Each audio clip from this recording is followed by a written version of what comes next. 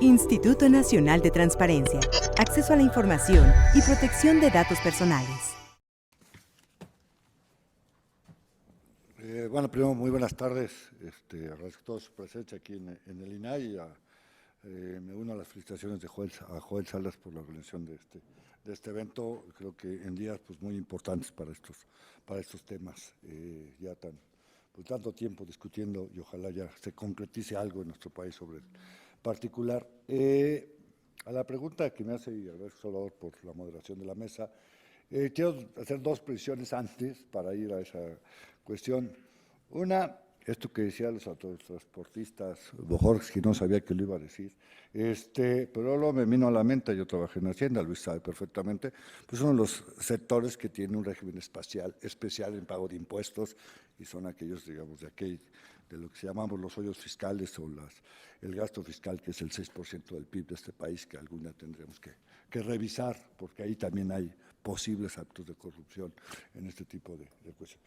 Y la otra que he platicado con Jorge en los últimos días y que dice que yo dije, pero no es cierto, pero lo vuelvo a decir en público, que la corrupción solo es un problema de percepción o es un asunto de percepción en el país. No, obviamente, y ya lo decía muy bien Mario, es una de las mediciones que se hacen, y bueno, pero obviamente si el río suena es que agua lleva, y el agua ya está clara en las mediciones que nos dice Mario del INEGI, que obviamente se pueden hacer otras con mayor, pero creo que es fundamental en ese sentido, ¿no? Los datos no los voy a repetir, pero simplemente hablar del 9% del PIB, y aquí coincide el Banco de México, el Banco Mundial y Forbes en este indicador, que yo sé que es difícil de medir, pero bueno, yo como buen economista creo, igual que Luis, más o menos en las mediciones que hacen estas instituciones, digamos, en ese sentido, a través de diversas estimaciones, pero que le lleva a esto, lo cual simplemente se implica pues gastar más en esto. Yo lo pongo cuando doy unas pláticas sobre este asunto, los mexicanos pagamos otro IVA por corrupción. Tanto hemos discutido. Es un IVA que pagamos, y bien lo decía también Salvador Camarena, como el IVA pues tiende a ser otros impuestos que pueden ser más progresivos o regresivos, es un impuesto regresivo que aquellos que menores ingresos tienen, pues tienen que apoquinar un poco más de su reducido ingreso, significa un porcentaje mayor. Digamos, hechas estas dos presiones, y voy. O sea, si la información no es suficiente, es condición necesaria, más no suficiente para, digamos, eliminar, disminuir o abatir los índices de corrupción. Yo creo que es una lucha muy difícil, pero que hay que empezarla en ese sentido. Hay la encuesta de Gobernación que el 58% de los mexicanos considera que el problema de la corrupción es incorregible. Eso dicen los mexicanos, 58%, que es un problema que no, digamos, tiene solución en nuestro país. Yo soy del 42% restante, considera que sí puede, digamos, tener, si no una solución mágica, ni un, digamos, superhéroe combatiendo la corrupción, creo que sí hay debilidades medias. Y voy un poco a lo que nos toca a nosotros, que es el asunto de la información. La información per se y la información así, de verdad no tiene gran valor, o tiene un valor a veces solo para chismear, en ese sentido, o una gente que sea erudita, que quiera tener información y acumular información. Pero creo que la pregunta, y que un poco trae la ley de transparencia, desde mi punto de vista, es información para qué, la utilidad y el valor agregado que se le puede dar a esa información. Y creo que en términos de la Ley General de Transparencia y las leyes ahora también de las entidades federativas, si vemos que el 43% de los actos de corrupción en los cuales caemos los mexicanos, y yo confieso haber caído, es agilizar trámites. Yo cuando tomé la licencia en este país, en esta ciudad se hacía un examen que no lo pasaba ni Fittipaldi ni Schumacher, porque finalmente estaba hecho para que nadie lo pasara y entonces uno se cayera con una lana y ya le pasaban el examen. Es tanto así que en los últimos años donde pasaba eso, ya no había ni carro y te hacían el examen de manejo. Entonces, bueno, ahí se hizo con un trámite que se agilizó. Bueno, este tipo de cuestiones, creo que la información, por ejemplo, los otros trámites, obtener licencias y permisos, la gente, si supiera en los portales y hacer muchos de estos trámites vía electrónicos, podía evitar, digamos, a los famosos coyotes. Hay que decir que en nuestro país, bueno, con todas partes, tenemos diversos tipos de corrupción, ya lo decía, y hay que focalizar las políticas públicas. Está lo que yo llamo la corrupción hormiga, esa que uno le da pues hasta el viene para que le cuide el carro, porque no hay, digamos, una política de desarrollo urbano adecuada, o no de los estacionamientos. Viene también pues con el policía que me pase el alto, la grúa, etcétera, es que decía, hasta, digamos, con… Pero digamos, hay otro tipo de corrupción que es la mediana, que principalmente se ubica en otra parte que está muy clara en la ley, que es la parte de contratos, licitaciones, etcétera, adjudicaciones, tipo de cuestiones. Y, por ejemplo, aquí tenemos la investigación que hizo el Universal a través de Lilia, donde con solicitud de la información pudo ver claramente cómo en la presidencia de la República, y está publicado y se llamó un premio, pues a través de solicitudes de información, esas empresas que ahí se decían que eran las vendedoras del Estado Mayor Presidencial, pues eran 3 empresas inexistentes o que los nombres cuando se fueron a entrevistar a estas personas no sabían que ellos eran proveedores, etcétera, ¿no? Ya estaban lo de Provida, lo de Procampo por fundar, etcétera, solicitudes de acceso a la información que han permitido evidenciar actos de corrupción en el país. El problema, y me gustó mucho esto que dice Jorge del ICI, es que sí, o sea, si no relacionamos información, corrupción e impunidad, ¿qué es lo que ha pasado en nuestro país? Nos hemos vuelto descarados. O sea, hoy sabemos, y todos a mí me dicen, oye, desde que hay acceso a la información hay más corrupción. No, la corrupción sigue siendo casi igual, lo que pasa es que hoy se es evidente, pero no pasa nada, digamos, en el sentido, y bien lo decía Luis de la Calle, pues necesitamos generar, no solamente ver costos, ver una función costo-beneficio, y en el sentido más macro, y cómo esto puede beneficiar no a un individuo en específico, sin, a lo mejor cuando a alguien le dan un contrato, pues sí tiene ese particular un beneficio, pero en términos sociales, de la rentabilidad social o del PIB potencial, pues, digamos, está mermando esta cuestión, digamos, más agregada. Entonces, creo que la información sí es algo que contribuye a poder tener con el ciudadano que tenga las armas, por decirlo en el mejor sentido, los instrumentos, ahora con tantas obligaciones de transparencia que van a ser comunes en todo el país y que tienen, digamos, una forma de publicar.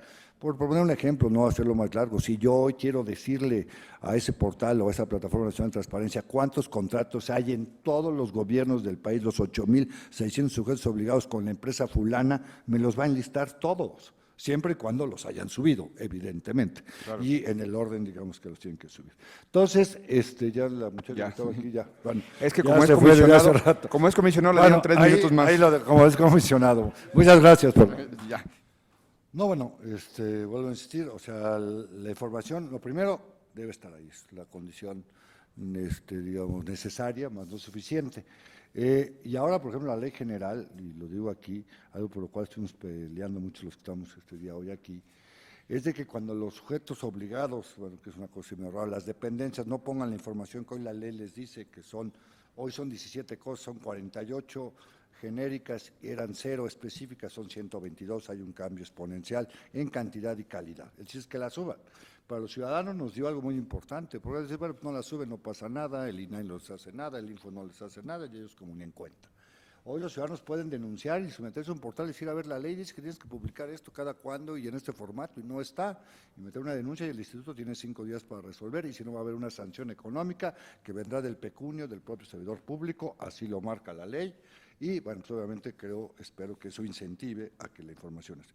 Pero bueno, supongamos ya la información está ahí, en el sentido, bueno, hay que darle un valor. Por ejemplo, tú decías casos concretos de información, pues bueno, puse algunos, podemos poner muchos. El de fundar, digamos, en términos de los créditos a Procampo, que donde encontraron pues que tenía créditos de Procampo 6 o 7 empresas pues muy importantes que exportan, que no eran elegibles. Digamos, el de Provida, que tuvo una sanción muy tarde, pero ya se la dieron al señor, que se gastó los 10 millones de pesos, me recuerdo que era para una campaña para fomentar, digamos, el asunto, ¿cómo se llama?, del cuidado sexual y todo esto, se lo gastó en otro tipo de cosas y ahí está, digamos. Sí, se ponía el aborto, pero finalmente lo terminó gastando y así se llama, el Tangagate, ¿no? Y fue ahí por fundar, está el asunto, digamos, muy importante ahora, bueno, no sé tanto mediáticamente, pues el uso indebido de un helicóptero de un funcionario público que terminó, digamos, con su renuncia por acceso a la información, desde cosas muy pequeñas. Un ejemplo concreto, que a lo mejor no viene una solicitud en los ministerios públicos del Distrito Federal, que era una cosa de corrupción impresionante, no había quien no entrara a un ministerio público de este país y no le bajaran cuando menos 200 pesos. Se llamaba una cosa que se llamaba el impulso procesal, tenía hasta título y era que si uno quería saber la averiguación previa de alguna persona que había entrado, familiar, cliente o lo que fuese, y saber a qué horas había ingresado y qué día para poder contar los 48 horas constitucionales, eso se tenía que dar y así era siempre de 100 a 200 pesos y se le llamaba el impulso procesal. Te falta el impulso procesal y así era. ¿Qué pasó? Pues pusimos una pantalla donde dice la persona que entró, el número de versión previa, a qué horas entró y cuántas horas han recorrido. Con eso se acabó ese asunto. Y esa información que está ahí. ¿Cómo se las dan? El señor a la hora que está tecleando el Ministerio Público se va directamente a la pantalla, mucho a su oposición, Tuvimos una oposición muy fuerte de todos los ministerios públicos, jueces, secretarios, etcétera, porque se acabó y hay otra que se llama libertad cantada. Entonces, hay cosas específicas que si se les da utilidad a la información, por ejemplo, aquí en el INAI están desarrollando cuestiones, por ejemplo, para viajes, claro, para todo lo que son comisiones de los funcionarios públicos, para todo lo que son compras en ese sentido, para que ya con esa aplicación la gente le pueda dar una aplicación muy clara. Quiero saber todos los viajes que ha hecho tal funcionario, cuál es su gasto promedio o las compras con tal empresa. Esa información con valor agregado, pues obviamente será muy útil para el combate a la corrupción. Y termino con lo que decía Elise, me gustó mucho esta cosa, pero tiene que estar ligada. Creo que la reforma estructural, porque así lo es, aparte de la reforma del Estado, que es parte de esta reforma del Estado, es la reforma de transparencia y anticorrupción, son dos caras de una misma moneda. Si no, vamos a seguir con la impunidad y vamos a ser el país más transparente, pero más descarado. Esto último es información perfecta, competencia casi perfecta, ¿no? Creo que es muy válido esto, ojalá también este asunto de la transparencia llegue a la empresa privada, pero con sus incentivos. En esa cuestión. Yo además diría que creo que que no es un asunto cultural, etcétera. Finalmente, digamos, cualquier mexicano que no está en este país se comporta de forma distinta y es el único, lo más que tomó un avión en ese sentido. Y las empresas, veíamos estas empresas automotrices con el pago de la tenencia, veíamos las empresas, se comportan distinto. Lo que pasa es que en nuestro país no tenemos ni el marco normativo, ni las instituciones. Para mí es más un problema institucional, porque las leyes pueden estar ahí, pero si no existen las instituciones y las instituciones cumplen con el papel, y aquí por eso los grados de autonomía de estas instituciones en este Sistema Nacional Anticorrupción se vuelve fundamental en este tipo de cuestiones, porque el primer conflicto de intereses que hay que evitar es el conflicto de intereses dentro del Sistema Nacional Anticorrupción, con su Sistema Nacional de Transparencia y su Sistema Anticorrupción. Entonces es un problema normativo, institucional y de políticas públicas. Hay cosas que no suceden en otros países, que podemos ver como mejores prácticas y que suceden aquí. Y no es porque, digamos, no sepamos hacer políticas públicas, porque esas políticas públicas confrontan o generan, digamos, problemas de intereses entre privados y públicos que obviamente pues no están dispuestos, digamos, a llevar porque se pierde ese beneficio. Y entonces estamos preferenciando los beneficios particulares, clientelistas, las alianzas, etcétera, que un beneficio genérico o un beneficio social, ¿no? Entonces yo creo que es un problema normativo e institucional y de políticas públicas que estamos, ojalá, de acuerdo con Mario, pues en la puerta por iniciar, digamos, este gran impulso que ya requiere sin duda este país. Gracias, comisionado.